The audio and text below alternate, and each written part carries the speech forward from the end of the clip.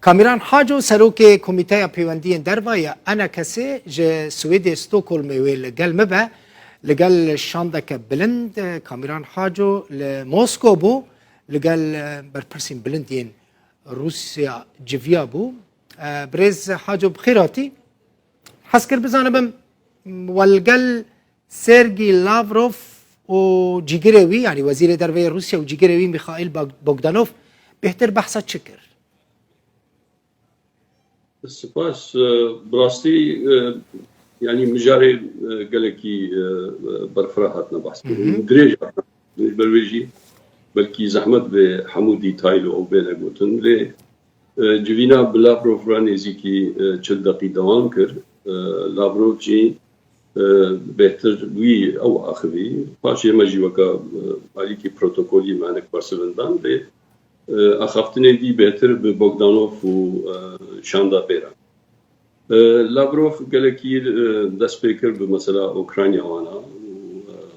باشي جو مانك هيا جو بلكي يعني جبر أوكرانيا منكي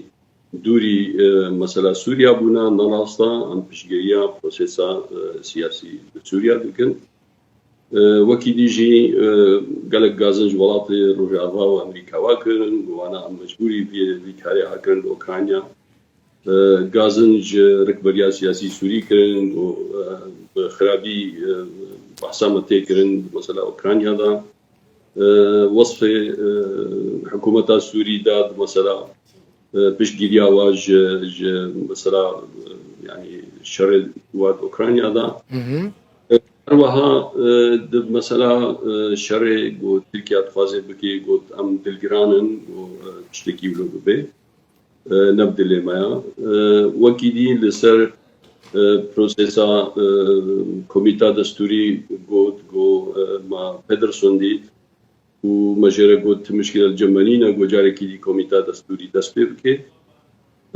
لي شرط ما جو سويسرا بنفيسكي ضمانات وغارانتي كي بدي جو يعني عاجزي كجما وشانداما ومرنبي بقشتي أذكرن بجمتا أو بون يعني بحث كرن بحثات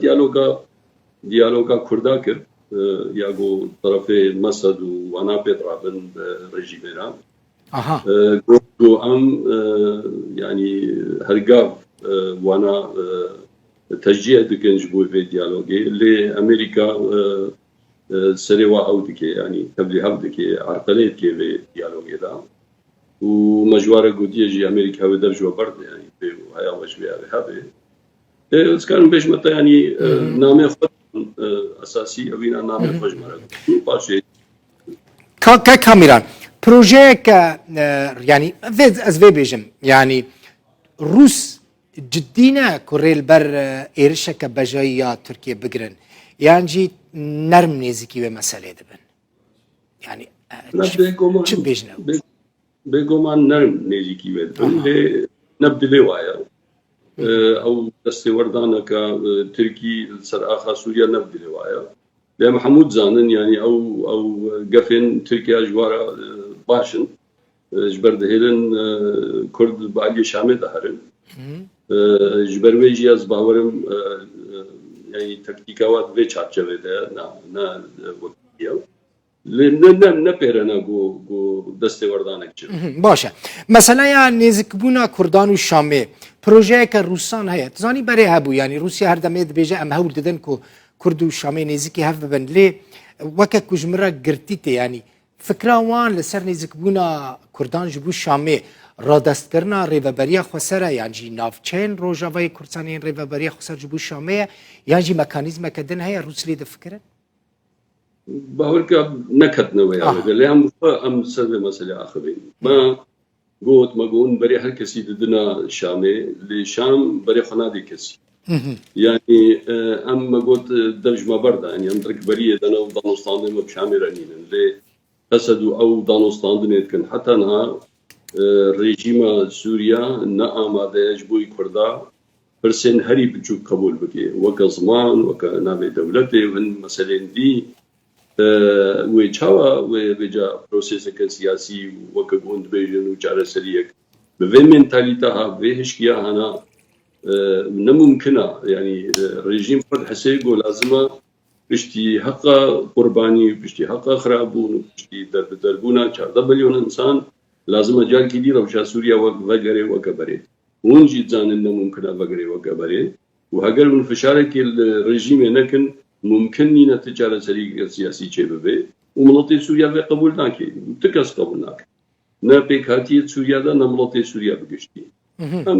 ام حتى درجه او جيبلو يعني دباوري كده بون قشكيك هيا علي رجيم باش هون وكا اوبوزيسيون مثلا همت اندامي كوميتي دستور سوري هم جي سروكي كوميتي بيوندين دربيا انجمنا كردي روسيا دخوازن كونجي لقال حكومه سوريا بدن وبستينن وكاكو هسدي يعني قصدي يعني مسدي ريبري خسر لقال شامي دس بدانو ستاندران كريه وكم اشتغلتي بري هر كسي بدنا شامي نا نسرك يعني هر كس لازم الشامي بالمصري جالس هونجي وكا اوبوزيسيون كاك هون مثلا هون شما باشا هون تاني تخزن في بزانو ببوري مثلا تبخوا د كوميتي دستوري داي لجنيف لقال بيدرسون لقال شاندين حكومه سوريا رودنن باشا شما هون وكا اوبوزيسيون ناتشن لقال شامي لقال حكومه رونان انا شو يعني او خنها بروسيس دورده يعني وقت هذيك دورده نبي انت شامل يعني اب 6 صاله ام دچنا جنيف هي ما حرفك نبي سانتيا او شريجي اساسا او بو تشتيغو مجواره قوتي وقون بأوايكي ونبرجيم ندنا فهم كرن ممكن لنا جارة سريع ببي ند سر أستا سوريا بقشتينا سر أستا هرمي كردي بيان بكاتي دي نتوي وأولي د سوريا دا بجبر بنا مشكلة ندور ده مشكلة جو منتاليتا رجيم نوي بهارتن ممكن لنا تل جنيف بيان تل شامل بيان تل كودري بي باشه اما ترکیه بیجه جو اپوزیسیون دخوازد بیجه وزیر دروی وی ولاتی اشکالت بیجه هدی دست به دانستاندن لگل رژیم سوریه بکن بيجن مثلا ناوى دولة شلوت خوازن ام صدي صد زانن برجواندية دولة قالك جار انا نقول برجواندية ركبرية نايان برجواندية منا واحتمالك مظنجي بهيزا خوش ما خورتل بنو قارب تشناجي فرض بكن بس دبيجن شكلك والا ام بكن شكلك يديا ام نا حاضرن بو ام نها دانستاندنه كي بريجيم ربكن ريجيمك جو تشتكي نادي اگر رژیم تشتكي بده ممكن هنگي كاربي باخوي تاولا كيم زيدا يكسر بازار يكي لي وكم قلتي تسي صاله جبوي ام دستورك بنويسن ام جارنا هناك كيش دستوره واب خضر دخل ام تنصر ما قبولنا يعني الكوميتي الدستوري حطانا حتى انجام جي در نكتي هيج يك حرف وكمش ترغوتي حرفك بتنجي ملابدو نكري ام بنويسن دستوري بروبليم لجمع شامية الجمع ويا يعني هناك دستي وردان در وهنا ناهيلا لا بروبليم جم شامية وكمش ترغوتي ام جارنا جي 2012 دستورة 2012 هناك تكس نادر يدخن ناو تشتي آلوز ومشكلنا ام واجي تنين ويجي قبولنا كان كاميرا ببورينا ببوري من خواست في بزانبم وكا نوناري كردان دا كوميتايا دستوري دا تاني تخوازن براستی هناك خالين سرکه بزانبم مافيا كردان دستورا نويا سوري دا ويتش با؟ ويتش هم نگهانه وي خالي تشتكنينا ام لسر تشتكي ملم نكري حتى بقنا خالا بو ايدي ام بحسا برسا كردي بقنا برسنا دي بقنا لا تشتكنينا بو ام لا بروجاتا تشيا جبو كردان دستوري دا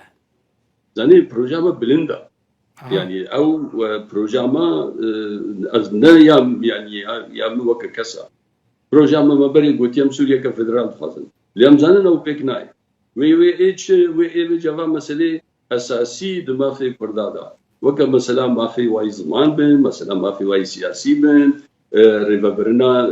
هرمك بكاربن بكن امي كي جانجفا بدس بخن براسي تشكي خيانينا جبردان استاندن هنا بيا سربي عند زانن رخيدي تشدري بس وكا حتى انها تشتي مديتي هشكي عروبي عاصي طنق